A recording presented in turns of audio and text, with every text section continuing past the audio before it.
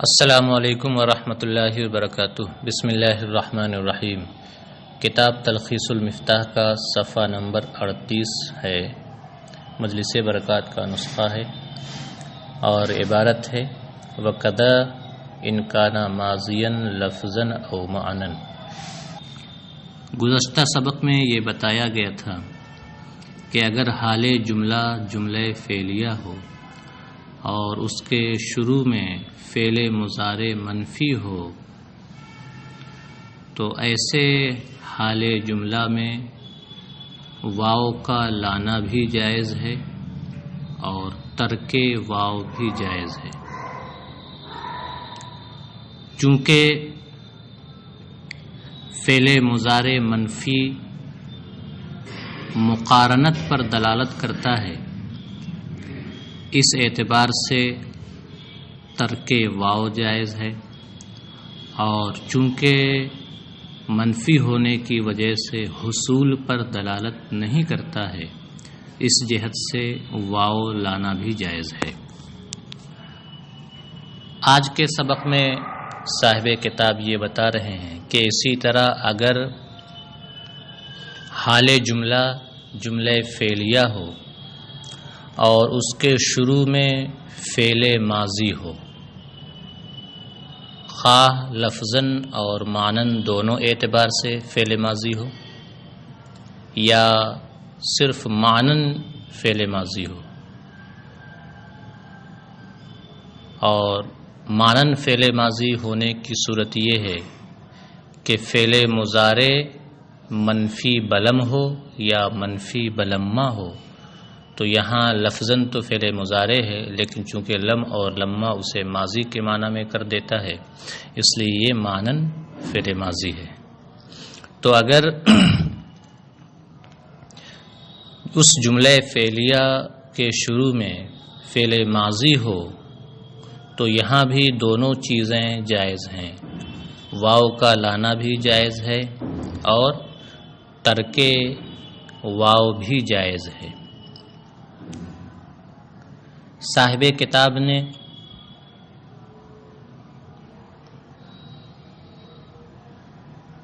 اس فعل ماضی کی مثال بھی پیش کی جو لفظاً اور معنن دونوں اعتبار سے فعل ماضی ہے، اور اس فعل ماضی کی بھی مثال دی جو لفظاً تو فعل ماضی نہیں ہے لیکن معنن فعل ماضی ہے۔ لفظ اور معنی دونوں اعتبار سے فعل ماضی کی مثال ہے قرآن کریم کی یہ آیت انا یکون لی غلام وقد بلغنی الکبر۔ یہ حضرت زکریا کا قول ہے کہ معنی ہے کہ کس طرح مجھے کوئی فرزند ہوگا، کس ترکیب سے مجھے کوئی فرزند ہوگا، حالانکہ مجھے بڑھاپا لاحق ہو چکا ہے۔ یہاں قد بلغنی الکبر یہ حال جملہ ہے جو جملہ فعلیہ ہے اور اس کے شروع میں فعل ماضی ہے جو لفظاً اور معنن دونوں اعتبار سے فعل ماضی ہے، اور یہاں واو کو بطور رابط لایا گیا ہے۔ دوسری مثال ایسی پیش کر رہے ہیں جس میں واو کا ترک ہے، وہ بھی قرآن کریم سے ہے او جاؤکم حسرت صدورہم، یا وہ کفار تمہارے پاس اس حال میں آتے ہیں کہ ان کے دل تمہارے ساتھ لڑنے سے تنگ ہو چکے ہیں۔ یہاں حسرت صدورہم یہ حال جملہ ہے جو جملہ فعلیہ ہے اور اس کے شروع میں فعل ماضی ہے جو لفظاً اور معنن دونوں اعتبار سے فعل ماضی ہے، اور یہاں ترک واو ہے۔ تو دیکھیں واو لانا بھی جائز اور واو نہ لانا بھی جائز۔ مصنف آگے مثالیں دیتے ہیں اس فعل ماضی کی جو صرف معنن فعل ماضی ہے، قرآن کریم ہی میں سے ہے۔ اللہ فرماتا ہے انا یکون لی غلام ولم یمسسنی بشر، یہ حضرت مریم کا قول ہے، معنی ہے مجھے کوئی فرزند کیسے ہوگا حالانکہ کسی بشر نے مجھے ہاتھ نہیں لگایا ہے۔ اس میں حال جملہ ہے ولم یمسسنی بشر، جملہ فعلیہ ہے، اور لم یمسسنی یہ مانن فعل ماضی ہے، اور یہاں دیکھیں واو کو لایا گیا ہے بطور رابط۔ دوسری مثال جس میں حال جملہ میں واو کو نہیں لایا گیا ہے وہ بھی قرآن کریم ہی کی آیت ہے فانقلبوا بنعمت من اللہ وفضل لم یمسسہم سوء، مانا ہے تو وہ اللہ کے کرم اور اس کے فضل کے ساتھ اس حال میں لوٹے کہ انہیں کوئی تکلیف نہیں پہنچی تھی۔ یہاں حال جملہ ہے لم یمسسہم سوء جو معنن فعل ماضی ہے، اور یہاں دیکھیں واو کو نہیں لایا گیا ہے۔ تو پہلی مثال انا یکون لی غلام ولم یمسسنی بشر میں واو کو لایا گیا ہے، اور یہاں لم یمسسہم سوء میں واو کو نہیں لایا گیا ہے۔ معلوم ہوا کہ جب حال جملہ فعلیہ ہو اور اس کے شروع میں فعل ماضی ہو تو واو کو لایا بھی جا سکتا ہے اور واو کو نہیں بھی لایا جا سکتا ہے۔ اب ایک مثال لما کی بھی دے رہے ہیں، قرآن کریم ہی میں ام حسبتم ان تدخلوا الجنۃ ولما یأتکم مثل الذین خلوا من قبلکم، آیا تم لوگوں نے یہ سمجھ رکھا ہے کہ تم جنت میں داخل ہو جاؤ گے حالانکہ تمہیں اب تک ان لوگوں کا سا واقعہ نہیں پیش آیا ہے جو تم سے پہلے گزر چکے ہیں۔ یہاں حال جملہ ہے ولما یأتکم مثل الذین خلوا من قبلکم، یہ جملہ فعلیہ ہے اور اس کے شروع میں فعل ماضی ہے، منفی ہے، اور یہ مانن فعل ماضی ہے۔ یہاں دیکھیں واو کو لایا گیا ہے، اور لما کی صورت میں ترک واو کی مثال نہیں ذکر کی گئی ہے۔ تو یہاں دونوں صورتیں جائز ہیں، واو کو لا بھی سکتے ہیں اور واو کو نہیں بھی لا سکتے ہیں۔ اب مصنف علیہ الرحمہ اس کی وجہ بیان کرتے ہوئے کہتے ہیں کہ فعل ماضی کی دو صورتیں ہیں، یا تو وہ فعل ماضی مثبت ہوگا یا وہ فعل ماضی منفی ہوگا۔ فعل ماضی اگر مثبت ہو تو فعل ماضی مثبت میں واو کے لانے اور واو کے ترک کرنے کے جواز کی وجہ یہ ہے کہ فعل ماضی مثبت چونکہ حصول پر دلالت کرتا ہے، فعل ماضی مثبت چونکہ حصول پر دلالت کرتا ہے، اس لیے اس جہت سے واو کو ترک کیا جا سکتا ہے، واو کا ترک جائز ہے۔ لیکن فعل ماضی چونکہ مقارنت پر دلالت نہیں کرتا ہے، کیونکہ وہ ماضی ہے، وہ حال پر دلالت ہی نہیں کرتا ہے، تو چونکہ فعل ماضی حال پر دلالت نہ کرنے کی وجہ سے مقارنت پر دلالت نہیں کرتا ہے، لہذا اس جہت سے واو کا لانا بھی جائز ہے۔ چونکہ فعل ماضی مثبت حال پر دلالت نہیں کرتا ہے، اس وجہ سے وہ مقارنت پر بھی دلالت نہیں کرتا ہے۔ اسی بنیاد پر جب فعل ماضی کو حال بنایا جائے، فعل ماضی مثبت کو جب حال بنایا جائے تو اس صورت میں یہ شرط ہے کہ وہ فعل ماضی مثبت قد کے ساتھ لایا جائے، خواہ وہ قد ظاہر ہو، لفظاً موجود ہو یا مقدر ہو۔ انا یکون لی غلام وقد بلغنی الکبر میں قد فعل ماضی کے ساتھ ظاہراً موجود ہے، اور او جاؤکم حسرت صدورہم میں قد ظاہراً موجود نہیں ہے حسرت سے پہلے، لیکن تقدیراً موجود ہے۔ اصل عبارت ہے او جاؤکم قد حسرت صدورہم۔ اور فعل ماضی اگر منفی ہو تو اس میں بھی واو کا لانا اور واو کا ترک کرنا دونوں جائز ہے۔ اس کی وجہ یہ ہے کہ فعل ماضی منفی منفی ہونے کی وجہ سے حصول پر دلالت نہیں کرتا ہے. فعل ماضی منفی ہونے کی وجہ سے حصول پر دلالت نہیں کرتا ہے، اس جہت سے واو کا لانا جائز ہے. اور فعل ماضی منفی مقارنت پر دلالت کرتا ہے، اس جہت سے ترک واو جائز ہے. اب یہاں سوال یہ ہوتا ہے کہ فعل ماضی منفی مقارنت پر کیسے دلالت کرتا ہے؟ فعل ماضی منفی بھی تو ماضی ہی ہے، اس میں حال کا معنی تو ہے نہیں. تو جب ماضی ہے اس میں حال کا معنی ہی نہیں ہے تو وہ مقارنت پر کس طرح دلالت کرتا ہے؟ تو صاحب کتاب اس کو واضح کرتے ہیں کہ فعل ماضی منفی مقارنت پر کس طرح دلالت کرتا ہے. صاحب کتاب کہتے ہیں کہ اگر فعل ماضی منفی میں نفی کا معنی لما سے پیدا ہوا ہو، یعنی وہاں لما حرف نفی موجود ہو،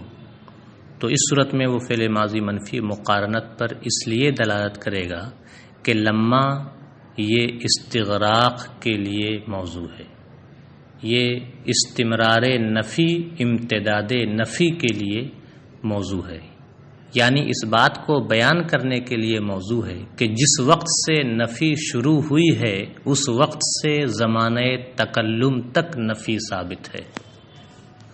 اور جب زمانہ تکلم تک نفی ثابت ہے تو یہ حال سے جا کر کے متصل ہو جائے گا اور اس طرح یہ مقارنت پر دلالت کرے گا. اور اگر نفی کا معنی دیگر ادوات نفی مثلا لم اور ما کے ذریعہ پیدا ہوا ہو، یعنی اس فعل ماضی منفی میں ما داخل ہو یا لم داخل ہو، تو یہ مقارنت پر اس اعتبار سے دلالت کرتے ہیں کہ لم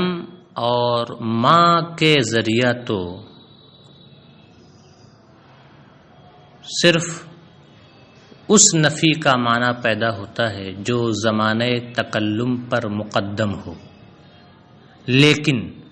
جب تک اس معنی نفی کے انقطاع اور اختتام پر کوئی قرینہ موجود نہ ہو اس وقت تک نفی میں اصل ہے استمرار، امتداد. لہذا جب تک انقطاع نفی پر کوئی قرینہ نہ ہو تو چونکہ نفی میں اصل استمرار ہے، لہذا انقطاع نفی پر دلالت کرنے والے قرینہ کے نہ ہونے کے وقت یعنی اطلاق کے وقت لم اور ما کی بھی مقارنت پر دلالت ہوگی. اسے پھر سے سمجھ لیں کہ جب نفی کا معنی لم اور ما کے ذریعہ پیدا ہو تو یہاں وہ نفی مراد ہوتی ہے جو زمانہ تکلم پر مقدم ہو، لیکن نفی میں چونکہ اصل استمرار ہے لہذا انقطاع نفی پر دلالت کرنے والے قرینہ کے نہ ہونے کے وقت یعنی اطلاق کی صورت میں مقارنت پر اس کی دلالت ہوگی، وہ بھی مقارنت پر دلالت کرے گا کیونکہ نفی میں اصل ہے استمرار. لہذا جب انقطاع نفی پر دلالت کرنے والا کوئی قرینہ نہ ہو تو یہاں بھی زمانہ تکلم تک نفی مانی جائے گی، اور جب زمانہ تکلم تک نفی مانی جائے گی تو وہ حال سے متصل ہو جائے گا اور مقارنت پر دلالت کرے گا، برخلاف فعل مثبت کے کہ فعل مثبت کی وضع افادہ تجدد کے لیے ہے، ایک نئے وجود پر دلالت کرنے کے لیے ہے، نہ کہ استمرار کے لیے. مثال سے سمجھیں، مثلا جب یوں کہا جائے ضربا زیدن، زید نے مارا، تو اس کے تحقق کے لیے صرف اتنا کافی ہے کہ ماضی کے اجزاء میں سے کسی جزء میں، کسی ایک جزء میں ضرب کا وجود ہوا ہو تو ضربا زیدن کہنا صحیح ہو جائے گا. تو ضربا زیدن میں ضرب کے تحقق کے لیے، اس مفہوم کے تحقق کے لیے صرف اتنا کافی ہے کہ ماضی کے اجزاء میں سے کسی ایک جز میں ضرب کا وجود ہوا ہو،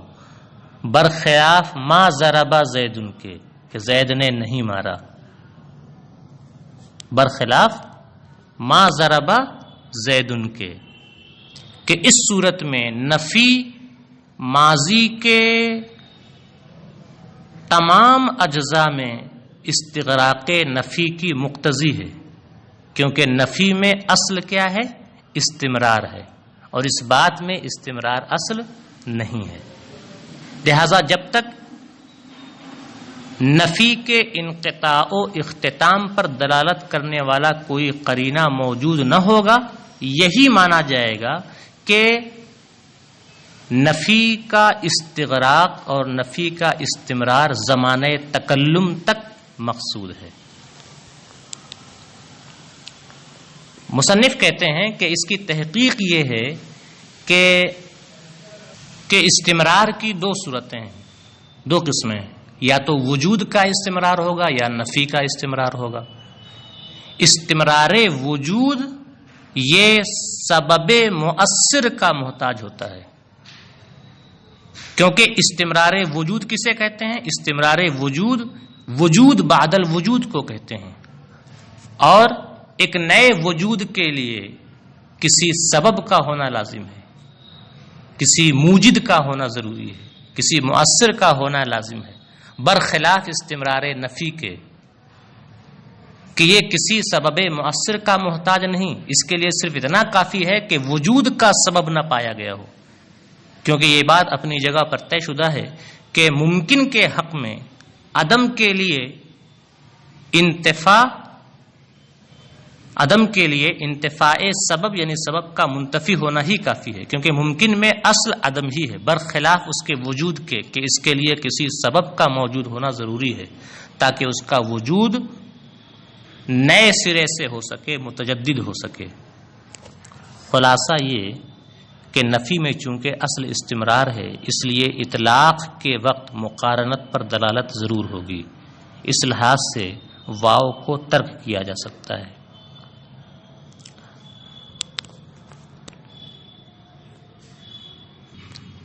اب آپ عبارت دیکھیں اور ترجمہ دیکھیں۔ مصنف کہتے ہیں وَقَدَا إِنْ كَانَ مَاضِيًا لَفْظًا أَوْ مَعْنًا، اسی طرح اگر وہ فعل ماضی ہو، خواہ لفظاً اور معنن دونوں اعتبار سے ماضی ہو، او معنن یا صرف معنن فعل ماضی ہو، تو دونوں صورتیں جائز ہیں، واو کو لایا بھی جا سکتا ہے اور واو کو ترک بھی کیا جا سکتا ہے۔ کقولہ تعالی، جیسے اللہ تعالیٰ کا یہ ارشاد انا یکون لی غلام وقد بلغنی الکبر، یہاں فعل ماضی ہے اور یہاں واو کو لایا گیا ہے۔ اور دوسری مثال ہے او جاؤکم حسرت صدورہم، یہاں حسرت صدورہم حال جملہ ہے، فعل ماضی ہے اور یہاں واو کو نہیں لایا گیا ہے۔ وقولہ، اور جیسے اللہ تعالیٰ کا یہ ارشاد انا یکون لی غلام ولم یمسسنی بشر، یہاں حال جملہ فعل ماضی ہے اور یہ صرف مانن فعل ماضی ہے اور یہاں واو کو لایا گیا ہے۔ وقولہ، اور جیسے اللہ کا یہ ارشاد فانقلبوا بنعمت من اللہ وفضل لم یمسسہم سوء، یہاں لم